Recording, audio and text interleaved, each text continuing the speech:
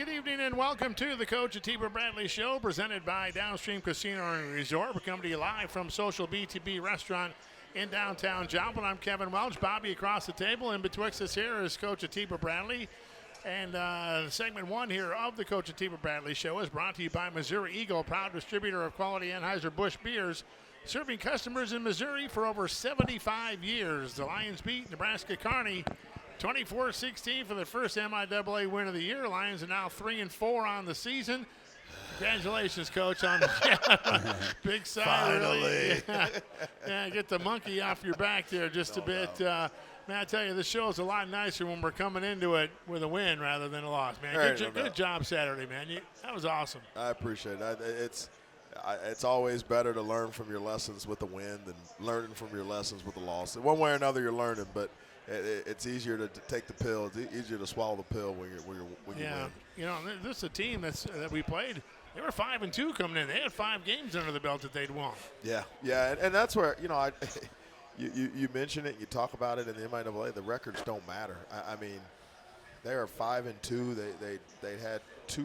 I think they'd had 3 conference wins already. So I mean, you're not just talking about any team. Like, that was a dang good football team. They received votes to be ranked. I mean, so it was really good quality win. You know what's interesting about that is, I pull up at the stadium at 12:15 and I'm getting phone calls about, hey, there's a lightning delay and we're pushing the game back an hour, and my first thought was, poor Coach Bradley. What's he going to do with all these kids and everything? And then we're sitting up there and you've got recruits in the other room and you got all this stuff going on, and then it's pushed back till 3, and then I start thinking about nobody's eating. That's what I'm saying. There's a lot that goes on when you have to delay a game like that.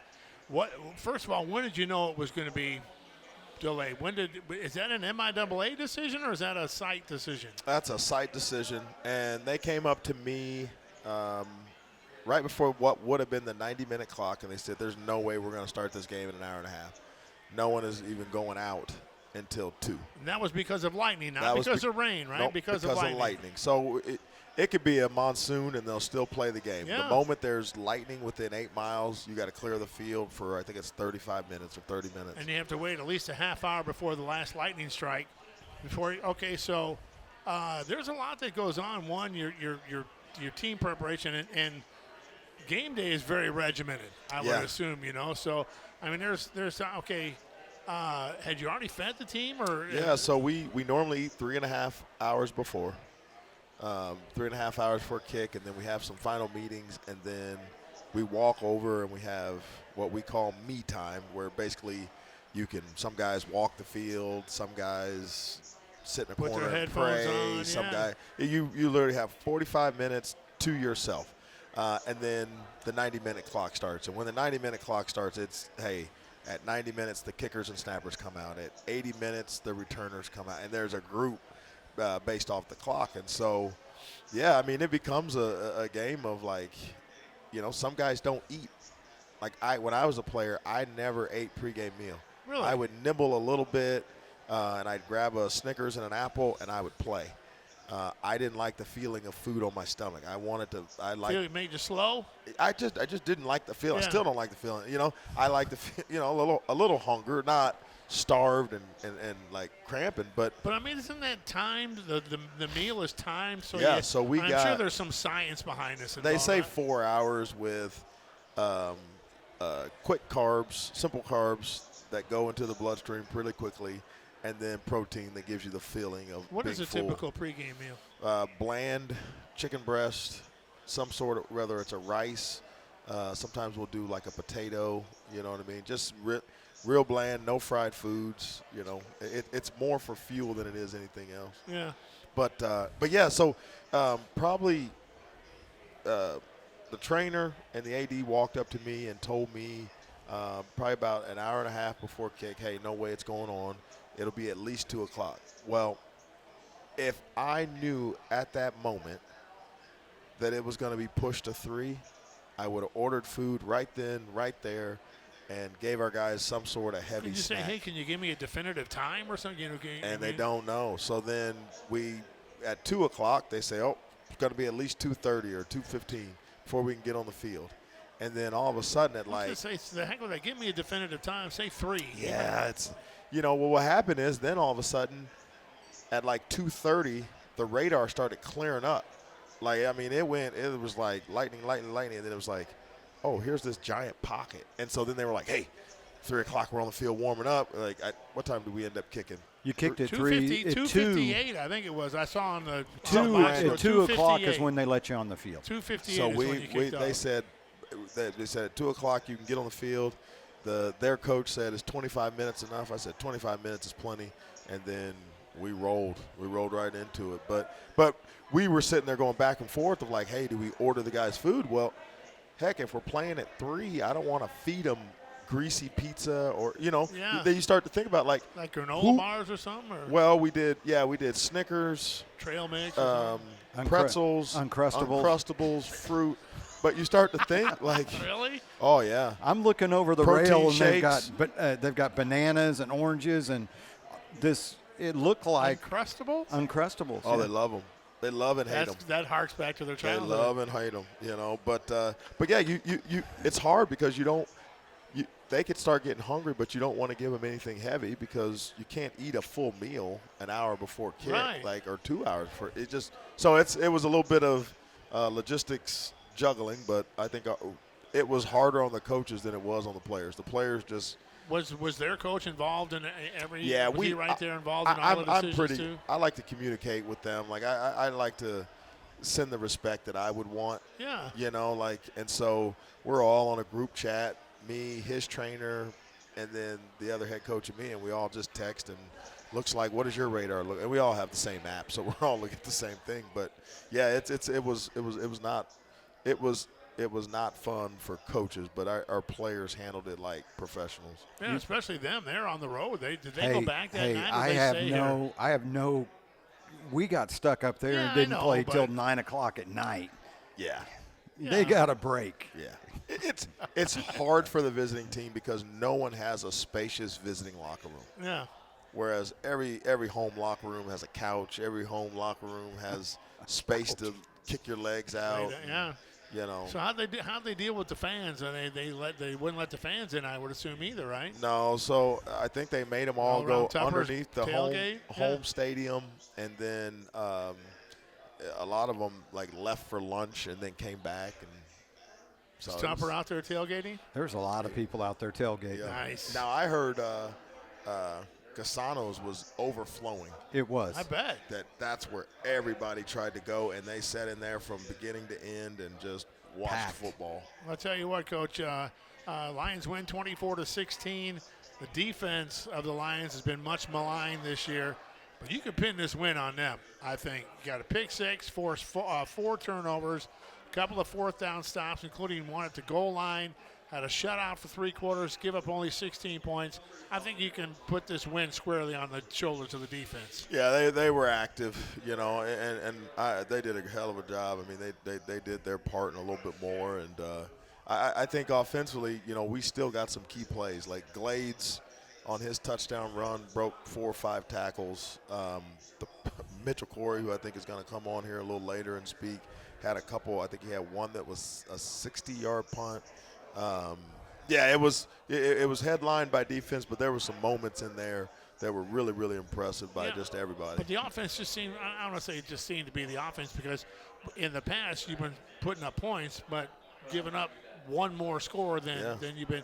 This time the defense came through big time. Yep, and what I would say is the offense ran the ball well, but they also had 0 turnovers, which was the first time this season outside of Midwestern State that we didn't turn the ball over. Didn't turn the ball over, so that was huge. What was weird is they had an overwhelming edge in yards gained. Nebraska Kearney did time of possession, plays run, first downs.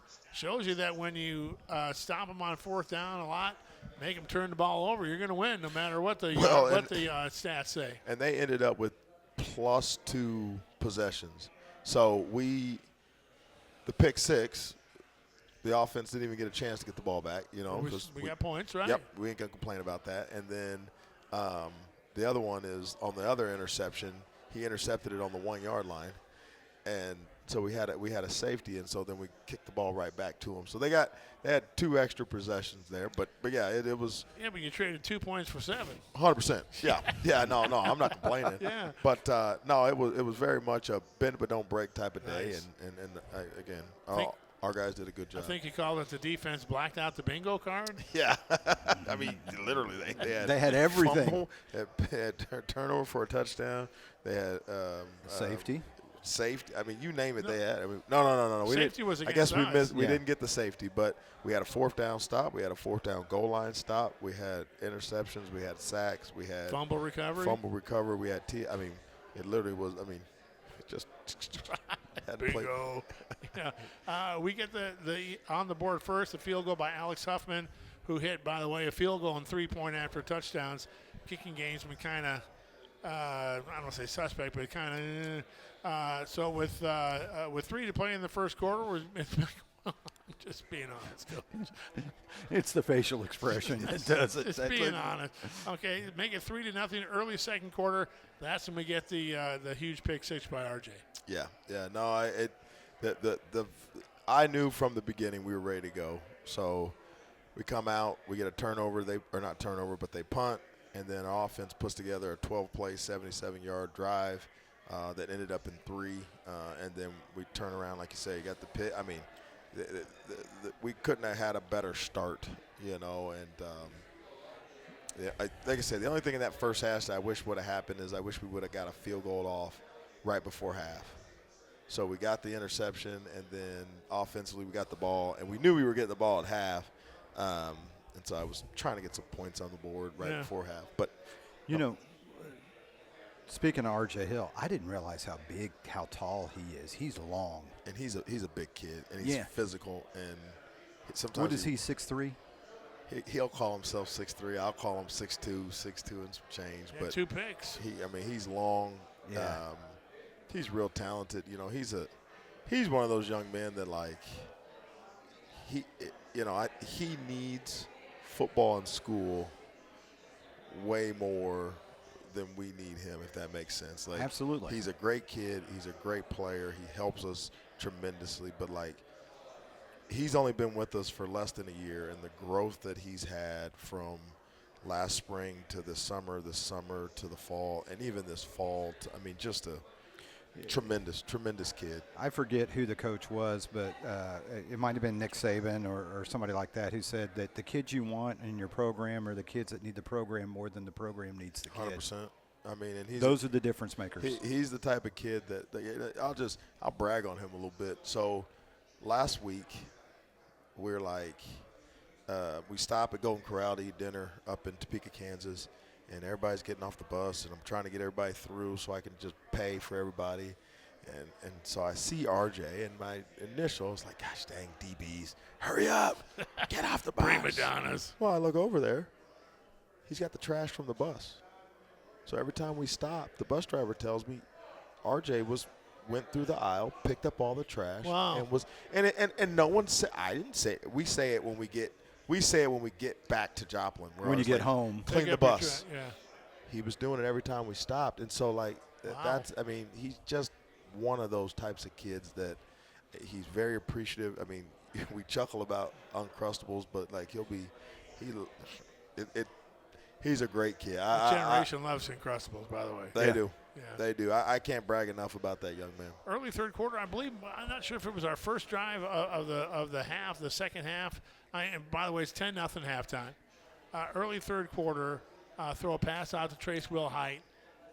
He coughs up the ball. It was ruled on the field as a fumble. You decide you're going to throw the challenge flag. Yeah, I'm so I pissed. got the idea from hearing you on different things that speaking of iffy, the replay system in the MIAA might be a little iffy, or it's just the camera It's angles, the or camera closeness. angles, and I don't want to seem like a negative Nancy because I'm on a little bit of a hot streak. I'm 3-0 on my last 3 challenges, but you it's not just as simple as what you saw or what the fan sees. That happened right on our sideline, didn't it? Yeah. Their sideline. Oh, but, their sideline. Yeah, but it was there has to be an indisputable evidence to overturn it. And so, overturn the call, which was a fumble. Correct. Right. Yeah, and so there were two things that I was challenging, and I asked him. I said, I know I only got one flag, but I'm disputing two things. One, his knee was down, but if you don't want to challenge that one, two, he recovered it out of bounds. So his foot was on out of bounds when he recovered it. So I was contesting that. It's like, okay, if it's a fumble, then it's out of bounds. Even if he fumbles and out of bounds and doesn't recover, it's still our ball, right? Correct. And so, they never had possession. So the official was like, well, I can't overturn that. I'm like, listen here, what would you prefer? Which one do you want me to challenge? Because I felt confident about either one. Sometimes so we challenged that he was down, and he was down, and away we go. That was it. Not that he fumbled it out of bounds, but that his knee was down by contact. His knee was down by contact. Yeah. Yep. Yeah, and we go on and score on that drive, Yep. and now it's 17-0. Yep. That was a huge play. And how long did it take them? Was it pretty obvious to them? Did they no, go in there? It took a while. It took a Really? while, and honestly, sometimes taking a while is actually a better thing because I think they're finding the spot. Checking to make sure the time, the spot, and making sure that they get it down right. and distance and all that stuff. Real quick, little tangent out. So Braden Foster, he's in my linebacker group. I'm frustrated as all get out before the Emporia State game. And he comes in and he says, Coach, that challenge flag ain't worth throw it away. And so I was like, what? What do you mean? Throw it away. So I literally throw the challenge flag away. No. No. You got a new one? And I got a new one. Oh, the flag itself, not the fact that you're using it. Okay. Throw it away, and I break out this new one, and he goes, that's what we need. Kid you not. Emporia, I won my challenge. I won both my challenges in Emporia. So you've won every challenge since I've won then? every challenge since. So I actually gave it to Braden Foster. The old one? The new one. And I said, this is your buddy. Take care of it tonight. Wow. Wow. Well, they scored a touchdown to make it 17-7, but like good teams do, man, very next drive, we come back, score a drive, a 39-yard pass to Nathan Glades, go back up by 17. They get on the board, but we answered on the very next drive. It's huge, and I think it was a sign. Like, that's one of those drives that's so critical because it's like, all right, you can score, we can score. You know what I mean? We ain't going anywhere, you know? And I think that was a real statement in terms of we're going to win this game. You know what I mean? I could see momentum getting on their side had they scored and then we punted. Yeah. I could see them. They score again, it's a 3-point game, right? Then all of a sudden they're, okay, we got them on the ropes. They're way. And now the pucker factor's on our side. And now on our side, we're like, oh man. So to be able to score and keep that buffer, that's a real feeling. I know. That's a real feeling. Your face this time. Because basically about the middle of the third to the fourth, I'm doing this, just staring at the clock. Just Come staring, on, baby, like, come on, come tick. Well, you know, it was kind of a low-scoring defensive struggle. I assume the field was in good shape. Field was in good shape. It rained a lot, but here's the deal, and I mean, you mentioned it on air. Like, that defense led the conference in sacks and led the conference in interceptions, and they didn't have any interceptions, and I don't think they had any sacks. They had two quarterback hurries. Hey. So, you know, About that, yeah. I mean, so that was a top 4 defense in the MIAA, and that's Coach Myers' message to the offense is like, fellas, Northwest right now is I think number 2 defense, overall defense, and then you just faced a top 4 defense, and you moved the ball. Yeah. So like it wasn't, you know, it's like the ability is there, fellas. It's just maintaining it and putting the ball in the end zone. Stop shooting yourself in the foot. Yeah, and is this that breakthrough you've been looking for? We will see. I could very much see us pointing back to this point in the next few years and saying this was huge for our team and for our guys and just kind of got us going. And I hope it does. And practice has been great. The guys have been flying around. We're as healthy as we've been. I'm gonna keep knocking on wood to keep the mojo going. Every game, it's always been one or two things that you can look at and say, gosh, that's where if we had just that hadn't happened, or we made that block or made that tackle.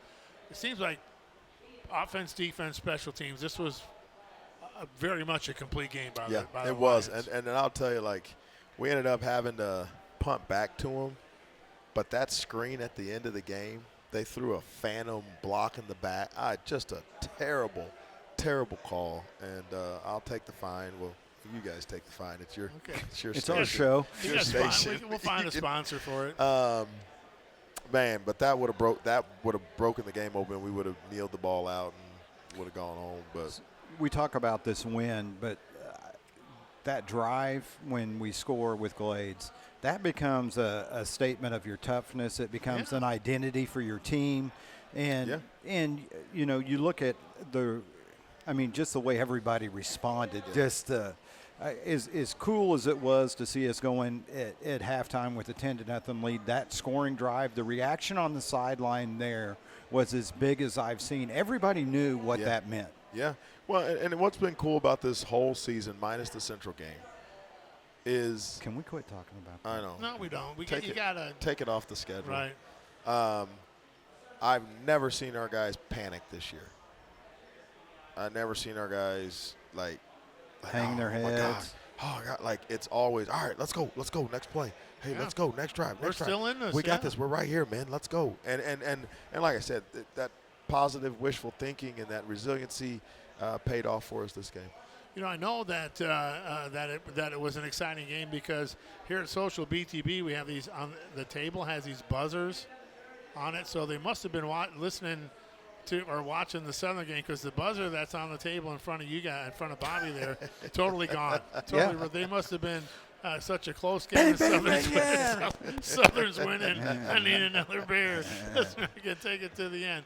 But man, just a great win. You get the your thoughts at the. I listened to you with Boudreaux at the end of the game, and you sounded about as happy as a man could sound, and you sounded about as relieved as a man could sound too. Yeah, it's kind of a weird feeling. I've actually. My wife's kind of the one that keeps me in check, and she said, "Just enjoy it," like, because I was already moving to Mo West. I was like, all right. How do I get two?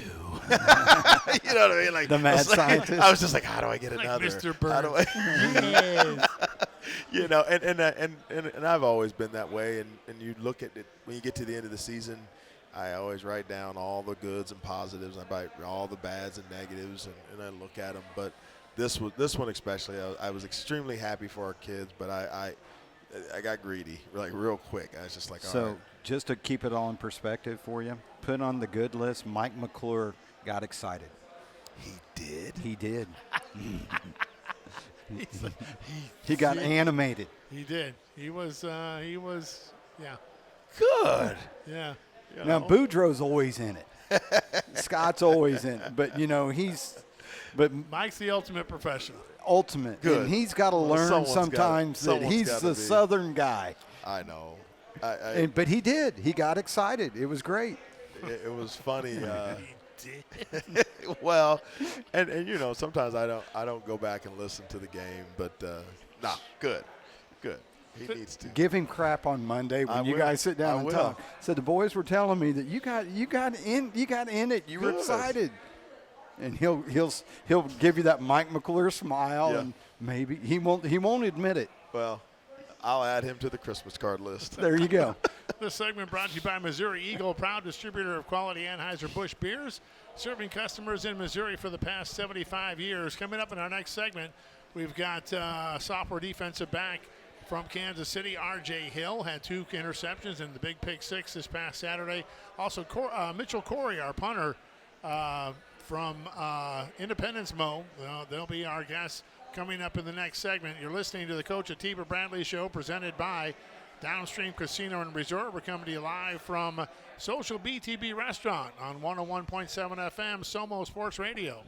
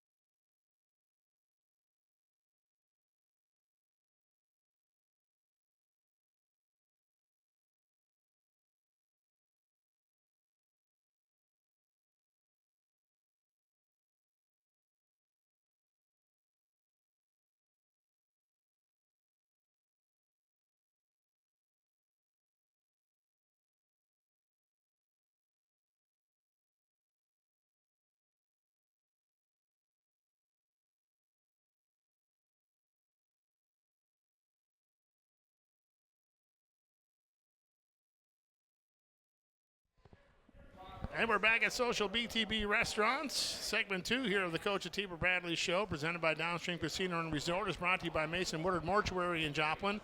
Family owned, family operated, and family first. We're joined by RJ Hill, who's a redshirt sophomore defensive back from Kansas City. Also Mitchell Cory, who's a junior punter from Independence, Missouri. We got RJ here on my left, and across the table is Mitchell. We'll start first with you, RJ, okay? Went to Staley High School as the Falcons, right? If I'm not mistaken, yes, right? Falcons. Spent your freshman year at Iowa Central Community College before coming to Missouri, man. I was looking at your bio, man. Quite a distinguished high school career. 4 varsity letters, all-state recognition in football, scored 1,500 points, won a state championship in basketball. Yes, sir. Multiple gold medals in the 100-meter and 400 meters in track. You're quite the all-around athlete there in high school, aren't you? Oh, yes, sir. Yes, sir. My father was a big-time athlete back in the day. Your father was? Yes, sir. Really? In all sports, everything? Just track and field. He was a big track and field athlete. Yeah. How'd you land at Southern? I mean, you went to Iowa Central. That's a community college. What was the process like of you coming to Missouri Southern? The process was actually good. It was the old DB coach, Gerard Alton. He was by my side a lot. I was dealing with a lot in JUCO my last 4 or 5 games, and basically he was just like talking to me every day, like a father. Basically, he'd call me and we'd talk for like 2 to 3 hours. Really? Even though he ended up leaving, he was a big part of the reason I came. Iowa Central, that's a pretty good program there in the community college. If I'm not mistaken, I could be wrong, but I think that's a pretty good program, isn't it, Iowa Central? Yes, sir. Yes, sir. It's a pretty good college. It's some hard hitters, but they even out at the top. Yeah. Mitchell Cory is a junior punter from Independence, Missouri. Went to William Chrisman, the Bears, if I'm not mistaken, right? Oh, yeah. Yeah. Oh, yeah. He played soccer in high school as well. Was it one of those deals where, man, the football team needs a kicker, so they're going to go to the soccer team and get one of the players off the soccer team to come kick for the football team? Joplin High School's done that. They went into the soccer team and got a guy, hey, man, we need a kicker. Can somebody come over here and kick? Is that kind of the deal with you too? Yeah, that's exactly how it went down, except it started in 8th grade. I played soccer because in 8th grade, they're different seasons. Soccer is one season, football is the other season. But in high school, they're both the same in the fall season, right? Yeah, so high school I had to balance it. But, yeah, I had started kicking my 8th grade year in middle school, and then it just translated into high school. Here you're a punter, but you were a place kicker as well in high school, right? Yes, sir. I did all 3. Yeah, so did you practice more with the soccer team and then do a little bit with the football team or vice versa? Yeah, well, they ended up changing our schedule. They actually ended up changing our soccer practice schedule just so it would balance out a little bit better because they used to be at the same time, and it would be hard for me at times to get both. I mean, I don't have to be at football practice as long technically, but I do remember we ended up changing the soccer schedule. Yeah, and you're like, now I got to go to 2 practices. Yeah, which it didn't really help me out much. RJ knows what I'm talking about. So you're a golfer too, right? What was your best round? Not as in high ever. What's the best round you've ever shot? An 82. 82. So I'm not great. That's not bad. 82. I'm gonna get better than that this summer. All right. It's gonna be a big summer of golf this year. You're junior here, a true junior. You started every game.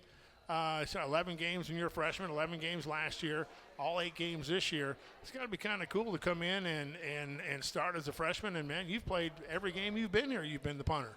Yeah. I mean, it's a good feeling, and it helps me out because as a punter, I want to just try and be consistent. And that's my whole thing is consistency.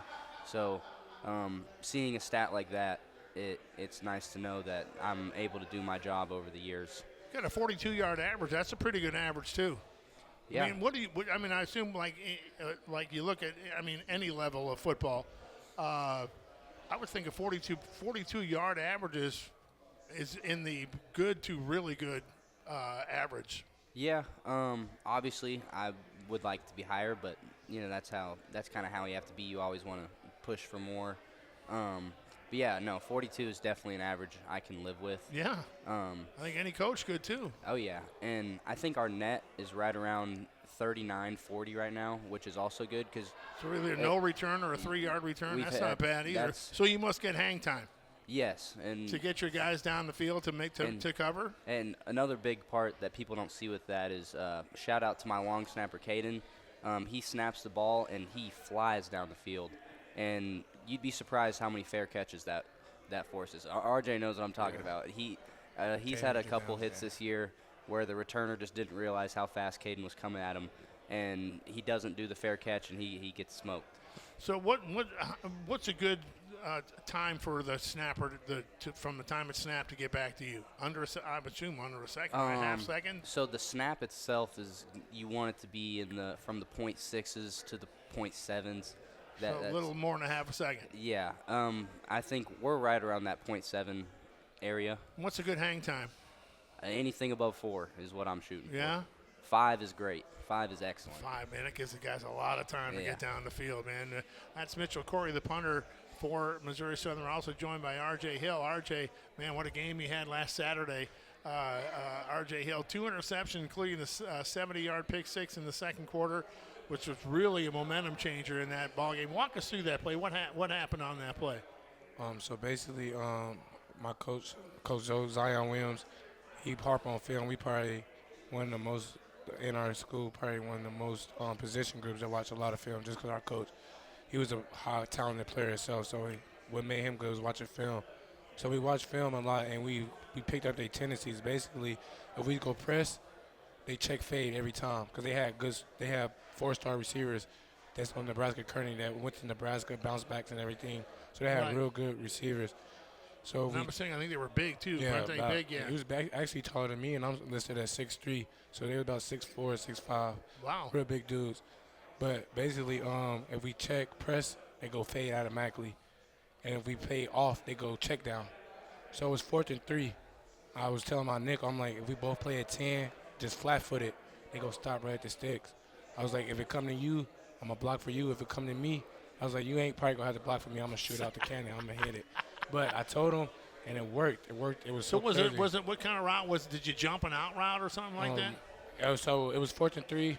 I probably lined up around 8 yards. He went straight to the 6 and just stopped. It was just stop routes. They did 3 stop routes. Turn around? Yes, sir. There's 3 turnaround routes from. And you just got in front of him? Yes, sir. And then what actually made it good, we had a blitzer.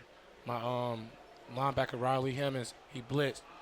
He really didn't get there, but just that having him blitz messed up the quarterback timing. He had to throw it earlier than he looked on the boundary side at first. That was my DB, Nigel Vaughn.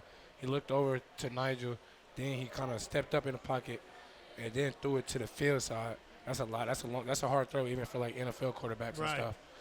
And then you got it. Was there just nothing but green in front of you? Nothing but green. It was nothing but green.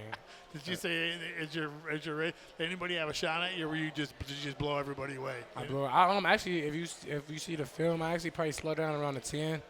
Just let it sink in. I probably went from 100% to about 85. It was a good you guy that ran the 100-meter in high school and won gold medals and stuff. What's your fastest? What's your fastest 40 time? So my fastest 40 time was actually like probably my sophomore year in high school. That's when I was like 160. Yeah. And I went to Mizzou camp. I actually clocked in a 4.39. Wow. And then just fall. I'm weighing about 200 right now, 202. I was running 4.5s, 4 or 5s. Still not bad. But I'm trying to get it back down now. You had the the 50-yard line. You knew you were scoring. Oh yeah, as soon as it touched my hand. As soon as it touched your hand, you knew you were scoring. Yes, sir. Yes, sir. Oh, that's awesome. And he also, congratulations, named the MIAA Defensive Player of the Week this week. That's a great job, man, for those 2 interceptions. And that's got to be a great feeling getting a pick 6, huh? Oh, yeah, great feeling. Just because I come from Iowa Central, last year I had about 8 picks, and I had about 3 pick 6s. Really, last year? Yes, sir. So, and then it's the 7th game, so I was kind of getting scared, like, did I lose my skills? I ain't got a pick in 7 games. Then it actually worked out to give me 2, actually. Well, that was actually your 3rd interception of the year, right? Was that your first 2? That was my first 2, actually. Oh, okay. Yes, sir. Okay, Yes, sir. but, man, that's got to feel great. And then, of course, the MIAA Defensive Player of the Week. Mitchell Cory's also with us, and a lot of people. He's the punter for Missouri Southern. A lot of people think he's just a punter. I mean, he's not a football player. He's just a punter.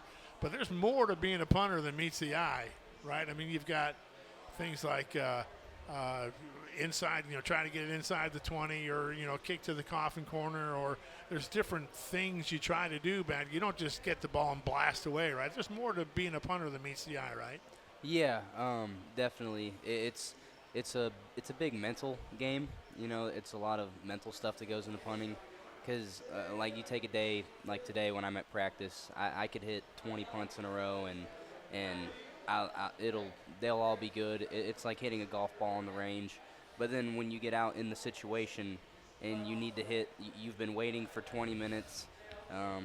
You need to hit that one ball, and you need to perform it in that one moment. That's where the mental side of it can. That's the story of my life, man. You hit it great on the range, and then you get on the tee. Right. And that's me, not you.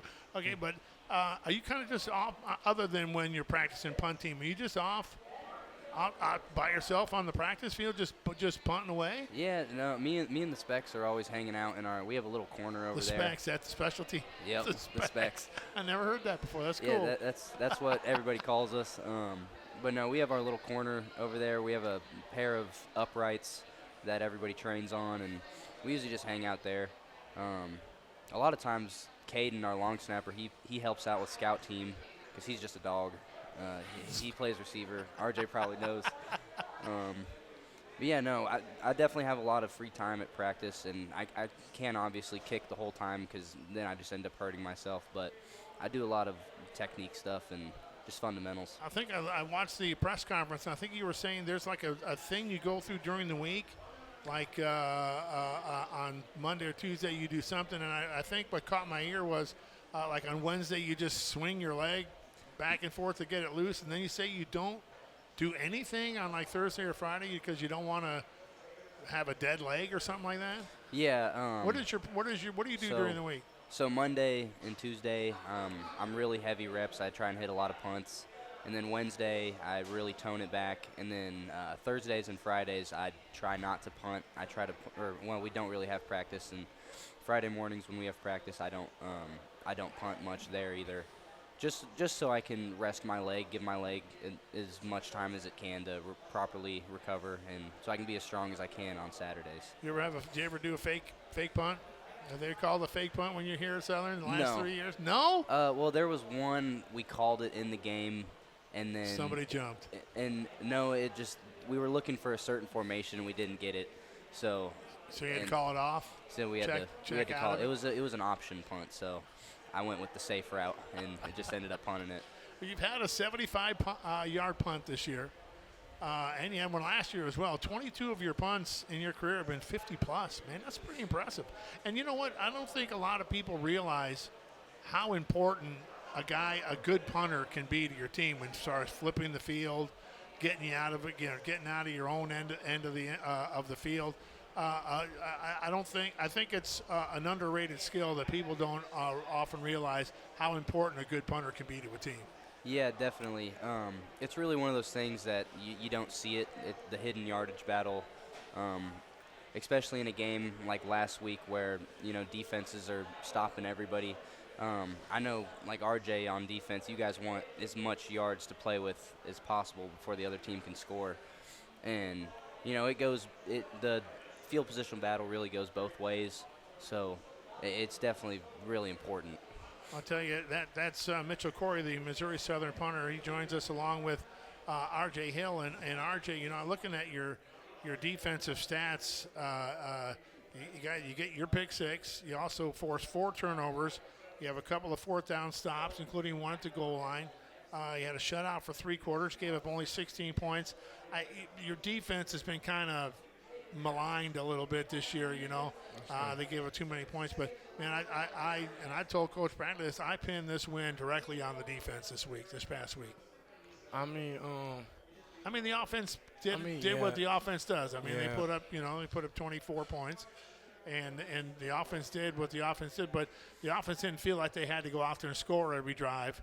I think the defense, and Coach Bradley called it blackout bingo. Like you checked every box on the bingo card, and you got a tackle for loss, you got a fumble recovery, you got an interception, you got a defensive touchdown, you got a stops on 4th down, you got a goal line stops on 4th down. So the defense, actually all phases of the game, this was really a complete game for you guys. 3-phase game. Yes, yeah, sir. Yes, that's sir. awesome. Definitely. So do you guys feel that? This is? But first of all, it's great to get that win last week. You feel like there's a little bit of a monkey off your guys' back? Oh, yeah, definitely. How about you, Mitchell? Yeah, I've played in the MIAA for this is my 3rd year now, and it's hard to win in the MIAA. And showing that we can do that against a good team in the MIAA, it feels good. And to be so close, and well, we don't talk about the Central Missouri game anymore, but in every one of your MIAA losses, you lose by a score. And to finally break through, you feel this is a breakthrough for you guys? Well, yes, sir. I do, personally. That now it's Katie by the door. Take Here off. comes Missouri Should Southern. Take off, yes, sir. How about you? I agree completely. That's awesome. So you guys both are business majors. What do you want to do after college, RJ? I have my CDL license, and my uncle, he basically have a third-party organization. CDL mean a truck driver license, right? Sir. Okay. My uncle, he has a third organization that he works for Wonder Bread. He have about 8 drivers, and he goes basically to Colorado, Oklahoma, and Missouri, just the surrounding states and everything. And basically, I really don't have an idea right now, but I know like right after college, just to like get me settled, like build some money up. Right. I'm definitely gonna be probably truck driving for 2 years just to save a little money, and then. And that's not those little Wonder Bread trucks. You're talking 18-wheelers, right? Yes, sir. Yes, sir. Because I think you don't need a CDL to do those other. But no, sir. No, to sir. like deliver Wonder Bread to various various regions, right? Yes, sir. That was his biggest operation, but also it's a third-party organization, so he has a number you can call and like save you whatever you need it for real. What do they call that? 3PL, third-party logistics, or 3PL? Yes, sir. Yes, sir. Yeah, type of thing. Well, that's kind of cool. And then maybe develop your own. So can you jam the gears right now? Oh, yes, sir. Yes, sir. Yes, sir. You got your CDL license, Yes, sir. you Yes, said, sir. right? There's a big need for truck drivers right now. And Joplin is a huge area for the trucking industry. I think there's 50-plus trucking companies around I be here. seeing it all the time. I be seeing, but of course, I want a shot to play football. Continue with football. I'm just saying once it all clears. You're a business major too, right, Mitchell? Yes, sir. What do you want to be when you grow up? What do you want to be after? What do you want to be after it all is said and done? So after you finish your career in the NFL. I kind of want to do something in real estate. I think that's where I'm leaning the most. And I think directly out of college, I'm thinking about getting some sort of sales job. I think sales would be fun, and I think it's a great skill to learn just because if you can sell one thing, that translates to anything. And I think sales could be very beneficial for my career. Talk to my co-host, Bobby. That guy could sell ice to Eskimos. I swear he could. He's a very good salesman and has been all of his life. But guys, appreciate you coming in. Congratulations on the big win and continued success for the rest of the year. RJ Hill here to my left. We got Mitchell Cory here across the table. Congratulations on the win Saturday, and good luck. What do you guys know about Mo Western? What do you know about RJ? I know. I don't really like to talk a lot of stuff. I know they don't really have a good record, but like Mitch said, the MIAA is about who focused the best that week. Like they 1-6 right now, but if they come in more ready than us, we could lose. I know they got a really given good Saturday, man. Oh yeah, they got a really good QB. They got a real good offense, basically. They got good receivers. I feel like this running back is one of the best running backs in the league. It's Brandon Hall. He's been there for 5 years, hasn't he? Yeah. He's very healthy right now. Very big back, very shifty, very all-around good back. So our linebackers going to have that to cover. Then they got very good receivers, just like Nebraska Kearney. So you're a cornerback, right? Yes, sir. I'm a corner. Okay. I'm a corner, yes, sir. You're not one of those cornerbacks that just run away from tackles, are you? No, sir. I think I got. That drives me nuts. I think I got 30. I'm an Arkansas Razorback fan. Those guys come running up, and then they take angles where it's guaranteed, and then once the tackle's made, it's when they come running up like they're in on the plays. It drives me nuts. You like to hit? I like it. You guys, I got a couple tackles probably harder than the linebackers this year. Really? I had some good fourth down tackles, like. That's great. You're my hero already because I can't stand the cornerback that won't make a tackle. And it's my understanding too. You have a little daughter, huh? Oh, yes, sir. London? Yes, sir. London Lachey Hill. How old? I'm a little young. She's 8 years old, sir. 8 years old? Yes, sir. That's awesome, man. That's my world. That's my world. My little princess. Really? Yes, sir. Yes, sir. She a cutie, I bet. Oh yeah, just like her daddy. Your hands on. I wouldn't call you cute. I wouldn't call you cute. But that's RJ Hill, a defensive back from Missouri Southern. Mitchell Cory with us as well. Guys, again, congratulations for the win last week. Let's hope that it's a stepping stone and we have the breakthrough. Good luck on Saturday, guys. Yes, sir. Yes, sir. We appreciate you having us on the show. And Appreciate you. Are they feeding you here, I hope? Getting something to eat? Yes, sir. All right, Yes, sir. there you go. Mitchell Cory along with RJ Hill. This segment's been brought to you by Mason Woodard Mortuary in Joplin. Family owned, family operated. Family first. Back to have our next segment with Coach Atiba Bradley. This is the Coach Atiba Bradley Show presented by Downstream Casino and Resort. Live from Social BTB here on 101.7 FM, Somo Sports Radio.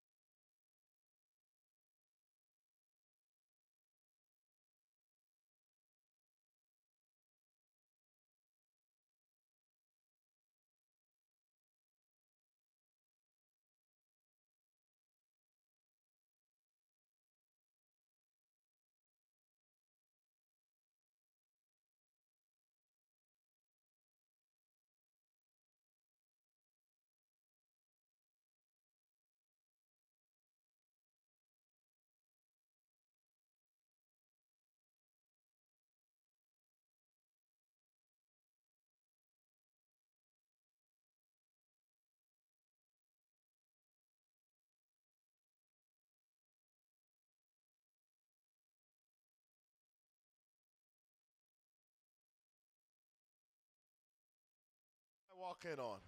You didn't walk What I walk in on? You didn't walk You in don't on. want to know. What's going on? We'll let you know in the next commercial break. Two great kids, Mitchell Cory man. and RJ Hill. Big By the way, fans. I'm 6'2", 6'2" and a half. He towers over Meek. He's I'm telling you. He's 6'3". And he's long. got His long long arms. arms. Yeah. And he said that Nebraska Kearney has some guys 6'4", 6'5". They're wide receivers. They have big receivers. Yeah. Two big targets. Now they didn't take shots with them. I was kind of, I don't know what the deal was. They Good. didn't. No, I ain't complaining. I promise you. We got a official stat. Jim Henry texted me and said the instant replay took 9 minutes and 22 seconds. And Jim, if there's anybody that would know that, it would be Yep. Jim. So he shot me that. He probably text. went back and Well, he was Well, watching. he covers that team, that other team, doesn't he? Yep, that other team, and he was up at Mo West, and they was watching. And boy, I've known Jim for Everybody. Jim knows man. everybody. He's a good He man. knows he's a great man. This segment brought to you by Mercy Hospital in Joplin. They've been a healing presence in the southwest Missouri area for over a century. Mo Western this week. Do you know what a griffin is? The Missouri Western Griffins. So if you stay at the Drury Inn and the Ramada Inn up in St. Joe, Missouri. Right. It's right next to the Bandanas, right off the highway. You can't miss it. The barbecue place. Yes. Right? Okay. So you turn the TV on, and the first thing that pops up is a Missouri Western commercial. Part lion, part eagle, all griffin. Welcome to. You know what? It's a mythical creature, the body of a lion and the head and the wings of an eagle. We can't lose. Lions, eagles, we can't lose. Coach, you're a lion. You were an eagle. We can't lose. I know that one. Oh, golly. And every time you would, every time you turn the TV if on, you that turn would be it on. That was the first thing that popped up. It was this commercial. If you know how the TV will say, "Are you still watching?" It would flip to that. It was the hotels. Every time you turn the TV on. It was the hotels home screen, if you will. So across the highway. Across the highway. Yep. There's Pancheros. Yeah. The little suite there. But yeah. We stayed there for a baseball event. Pancheros? And no, it's like logs. It's like a log cabin. It's a themed hotel there. Same thing. And so we went out there. Yeah, I'm part eagle. Every time I think of a griffin, I think of the concrete gargoyles and stuff that are on a hotel. Yep. There's griffins that are on those as well. There are gargoyles on this very place we're in right now. The old Yes, Griffin building. the old right? Griffin building. Yeah. But I think it's GRYPHON is this Right. Yes. Griffin for this building. But I know the guy who renovated this place, used to be the president there at the chamber, and he purposely, in fact, they busted one of the gargoyles and they made him fix it. They made him get a new one. So it's. Oh, but wow. they have gargoyles on this very building we're in right now. That's cool. So the Griffins may have to go up there.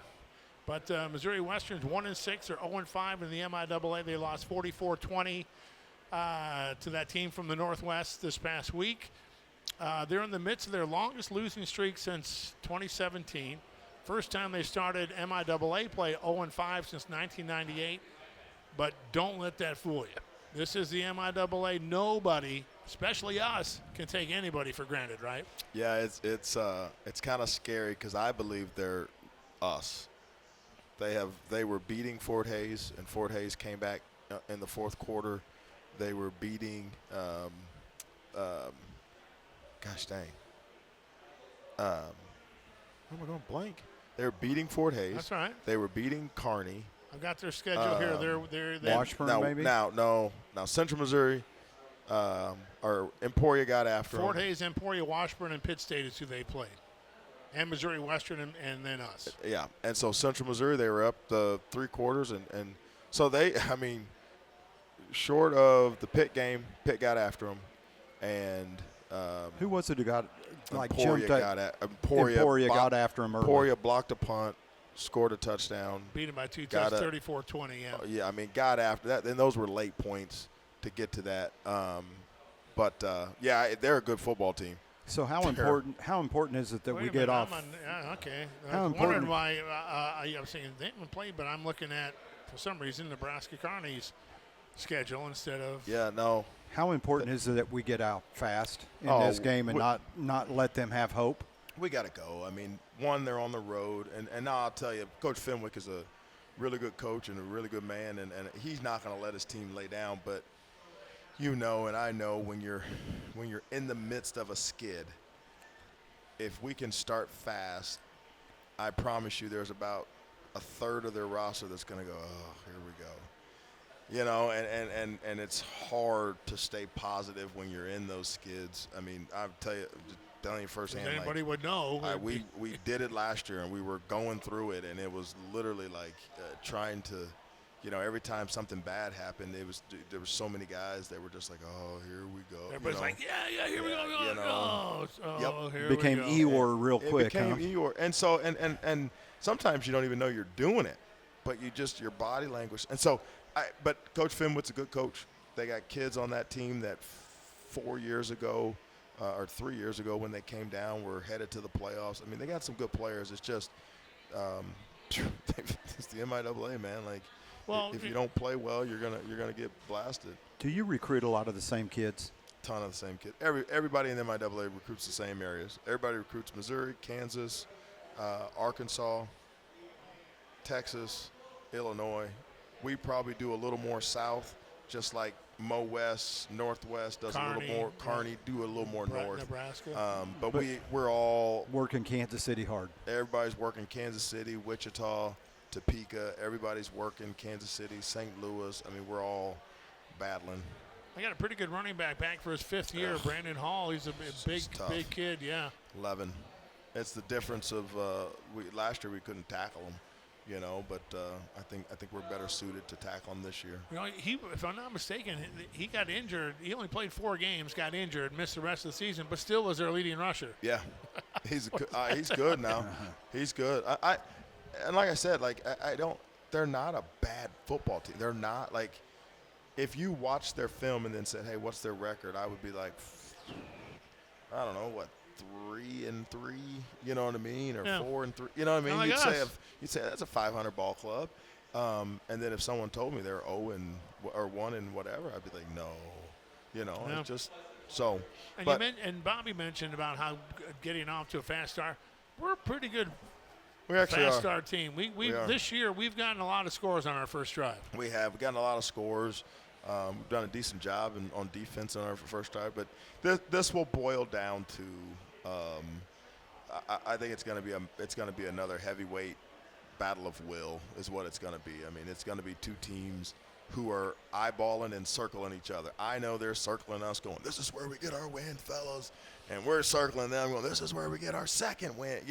And so you got 2 teams that both think they should win, and they're going to fight to the death to do it. Does that win last week against Kearney? Does that kind of other people that follow and watch the MIAA, other coaches, other teams, other players, kind of go, no, Southern beat a team that's fine. Southern beat Kearney. Kearney wasn't a bad team. It's funny. Southern finally got it. It's funny. Like, thank God it wasn't against us. That's exactly the tone or vibe that I get from everybody when I shake their hand. They come across and that, like you're talking about earlier, that happy but relieved. Yeah. It's the you took great it to game, us. coach. Took it to us. Great game. Keep working. And then they just walk off, and you're like, wait a minute, who won? Like, yeah, I feel more relieved than anything else. And so, no, hey, listen, we've warned our guys and we've talked to our guys that this is no different than people shouldn't look past us. We shouldn't look past them, and I don't think our guys are. We have this.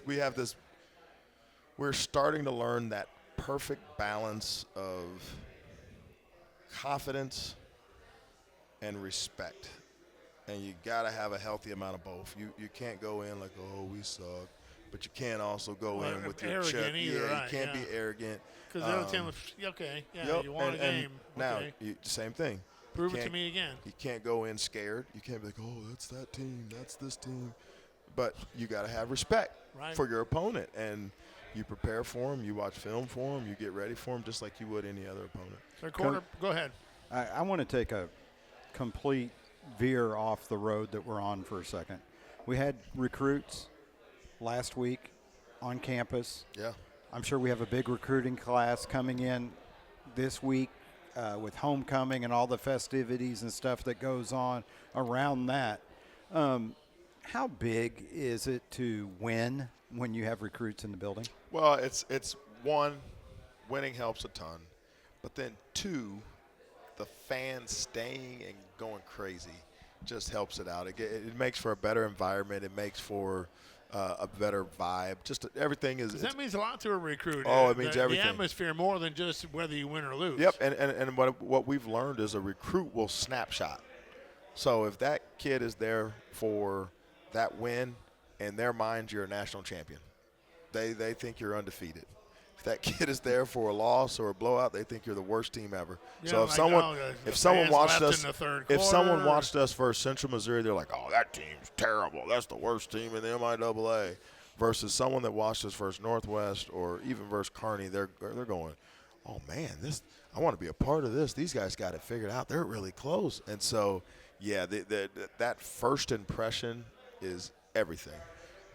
Speaking about the Mo Western game, their quarterback, Kane Donovan, second in the league in completions. Got a good wide receiver in Bryce Marcus, who came back last week from injury. He missed 3 games, I believe. Goes for 96 yards, 2 touchdowns last week. What are they like offensively? Offensively, this will be one of the smaller O-lines in the league, but one of the most athletic lines in the league. So they're not going to necessarily come out and just blow us off the ball, but they do they do a really good job position blocking. They do a really good job of shielding, and that Hall kid, man, he's patient, and then he'll pop out. I mean, he's a really, really good football player. And so then the quarterback is probably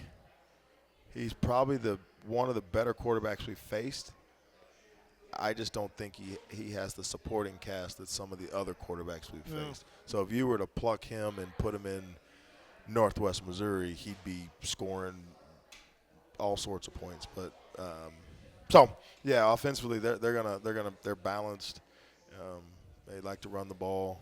It's going to be pretty open. It won't be too many tight ends attached. It won't be wide split like Central and Emporia and hurry up, but it's not going to be the Fort Hays counter, power, grind type of game. Yeah, they seem to be pretty balanced as far as yardage, running and passing. How about defensively? What are they like there? Defensively, it's a little bit like looking in a mirror at the front. They're really aggressive, fly around, but in the back end, they're really, really aggressive. Coverage-wise, like safeties are really low. I think we'll have an opportunity for some big plays. It may be one of those games similar to like SBU, where it may appear to struggle with running the ball, but I think there's going to be some passing windows that are going to be open because they just do so much up front to try to constrict run lanes.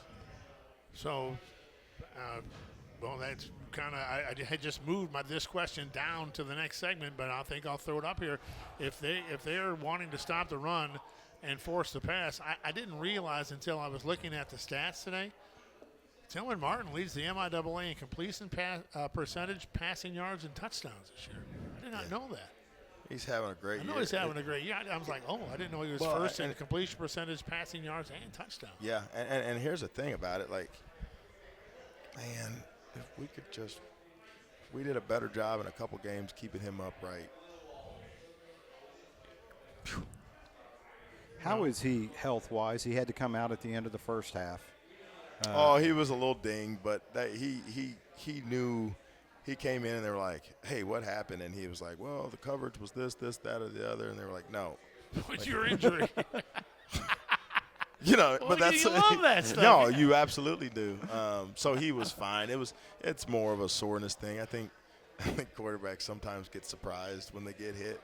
Does he wear a flak jacket? Huh? Does he wear a flak jacket? Yeah. I think all quarterbacks do. I think it's important. I mean, here's what's interesting about all these kids when they come in.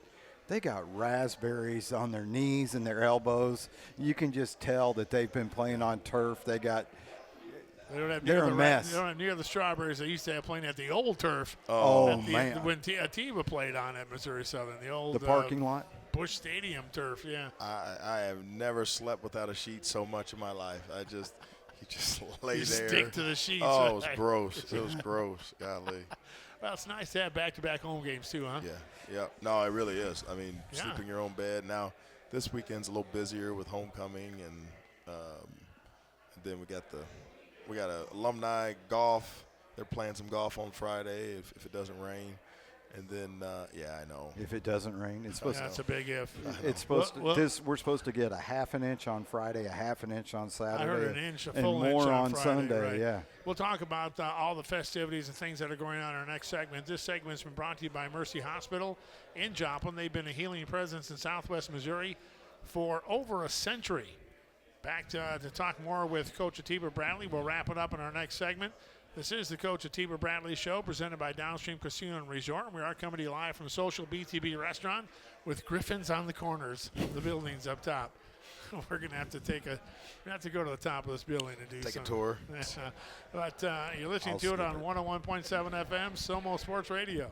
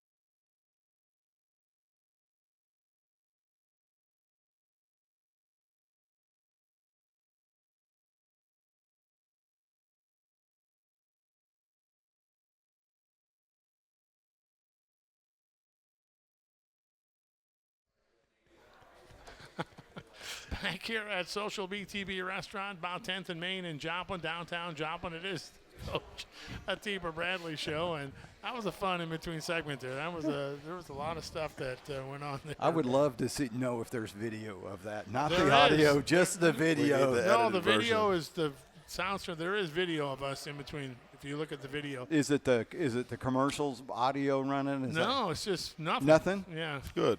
We can fill in. We can fill in the shows us blanks. Yeah, we can. Yeah, that's right. What the heck are they laughing about? Yep. But If you're a lip reader, do not watch the video. Southern gets their first win in the MIAA this past Saturday. They're now 3-4 on the season. Well, I tell you, the MIAA, kind of crazy this year. I mean, you got some teams. You got Northwest at the top. I think Pitt's lost one, but Two. One to UCO and one to Ferris State. Yeah, Yeah. in the Oh, conference. In the yeah. conference, okay, yeah. Hey, But Kevin. other than that, it's about a bunch of teams that are in the middle of 3 and 4, 4 and 3. Yeah, and I mean it's going to get wild. So Pitt still has to play Northwest. That'll be a huge one. That's not going to be like at Arrowhead or something, is it? Oh, it's not at Arrowhead. It's at a soccer facility up It's in a- Kansas City. yeah. KC. Yeah, up in That's a nice place. up by the racetrack. Yep. So they're playing there. That's a nice facility.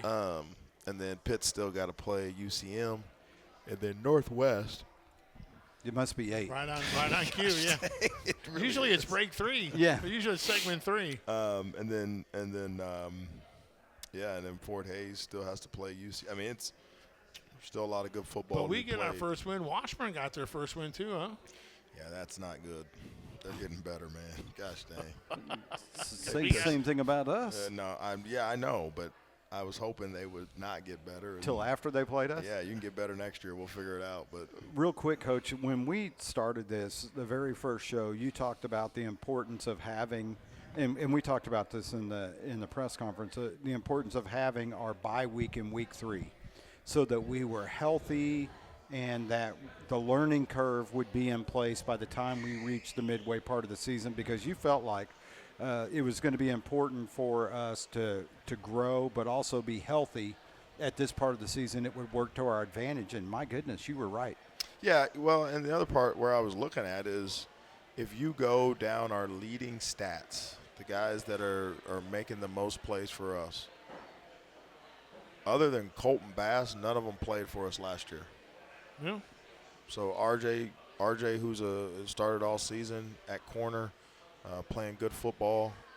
Nigel Vaughn at the other corner was not with us. Damari Green, Diego Oliver. Diego was at a different position. Those are our 2 free safeties. At backer, Bergman, and was not with us. He got injured. He was hurt, yeah, but he was here, but he was hurt, right. You know, and then Same with Nathan, was here but hurt. Briar. You can say that about a lot of guys from last year. Right. Here but hurt last year, right. Briar McIntyre was not with us. Riley Hammonds is playing a different position.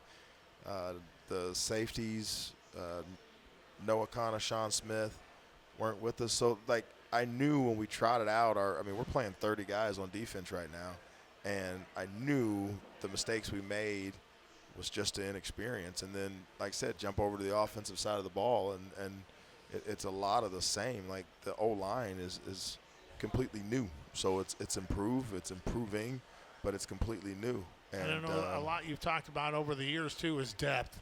And I think you've improved your depth a lot, too. Yep. And so defensively, we were kind of joking with ourselves because we watched the game this time last year, and you could just turn the film on, and we don't have any legs. Like, the effort is there. We're just can't get there. And so it's been good. It's been refreshing to have a little health, have some depth, and keep your guys fresh as long as you can. Got Mo Western this weekend. It's homecoming, and there's a lot that Appreciate you. There's a lot that goes on with that. And you said there's also some other activities going on. Golf tournament, weather pending, weather permitting, I guess you'd say. Yeah. It's supposed to be pretty nasty Friday and Saturday, but I say this every year. But my high school coach was a gruff old dude. Used to be the coach at Northern Iowa before coming to us. They're in high school and outside Chicago, but he always said, homecoming doesn't mean unless you win the game. Correct. There's all this hoopla around it. Homecoming don't mean unless you win the game. I tell our guys, like, all these people that are texting you, what are you doing after the game? Come by. Hey, let's get together. Let's do this. Let's do that. Like, they got no stake in the game. Like, they're going to go, and whether you win or lose, they don't care because they're already planning post-game. So your focus is making sure you have a heck of a ball game, and then, yeah, you'll figure out where they're at afterwards. So similar to, like, the rain delay, I asked the guys, they, like, can't mandate it, and I'm not going to go around and collect them. But I said, hey, put your phones on Do Not Disturb, because everybody's mom, everybody's girlfriend, everybody's dad, everybody's brother, cousin, whoever's coming coming in. radio, you're not on. What time? I thought the game was at 2. Hey, what? I'm not seeing anything on Southern's web. Like, and so everybody's trying. So, like, your part of all of this is playing the football game. That's our job, is to go out and win a football game, not keep information or keep everybody informed. It's also the MIAA game of the week, on TV. Yeah, so I mean, we'll get an elongated halftime and a random 2:0. I think our kickoff is at 2:05. Is that what it is? It's something. I know something that random. as far as like the logs that we use, like Mike takes 5 2-minute breaks in the first. Well, because it's on TV, we have to add a break here, and we have minute breaks during the game, 5 in the first half, 5 in the second half. Well, now they have to be a minute and a half breaks because of the TV. So there's a lot that we had to do too And we don't get to use our Missouri Southern bumpers and we identify. we don't let people know where they're listening to it on, right? So You can slide it in. I thought about that. You just slide it in. Just do it. Oops. Right? Yeah. Oops. Sorry. I've been doing this for so long, I didn't even think about it. Yeah. I forgot to take them out. Oh, my right. bad. Forget. But it is the MIAA game of the week. It's going to be on like TV up in Kansas St. City, Joe, yeah. St. Joe area, yeah. So St. Joe, that's where Jesse James got shot. Do you know that? I did not know that. Yeah. Where the start of the Pony Express started. Yep. St. Joe. I did know that. Yeah, you knew what a Griffin was too. I'm on 2 it. for 3. Your That's what- education Hey, came through. Well, that's what happens when you stay around long enough. There you go. Yeah. You get little tidbits every time. I'm the older elder statesman of the group here. But Coach, congratulations last week. That's last week.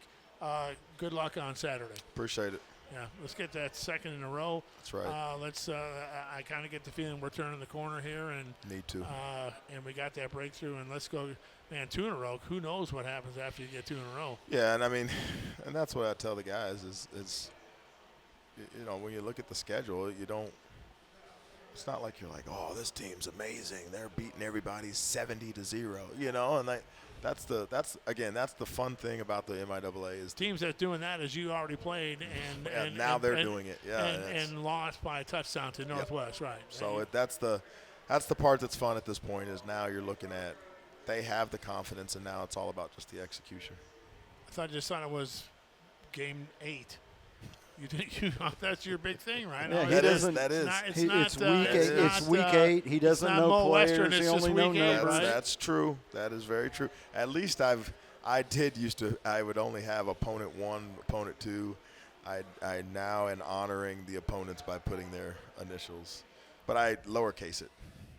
So it's MSSU all caps. Such disrespect.